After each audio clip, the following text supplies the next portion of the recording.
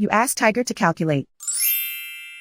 This deals with finding the midpoint between 2 points. The midpoint between the 2 points is negative 41.5, negative 25. Let's solve it step by step. Plot the 2 points and calculate the midpoint using the formula. The coordinates of point 1 are, x1 equals negative 30, y1 equals negative 64. The coordinates of point 2 are, x2 equals negative 53, y2 equals 14. PM represents the midpoint of the 2 points.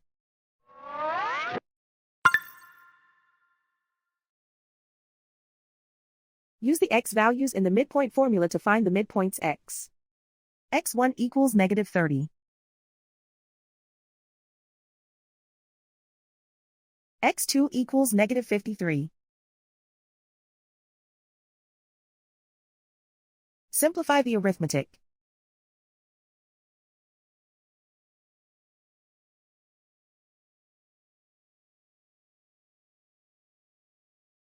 Use the y values in the midpoint formula to find the midpoints y.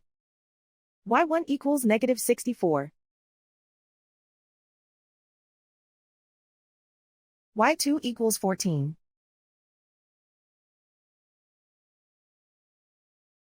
Simplify the arithmetic.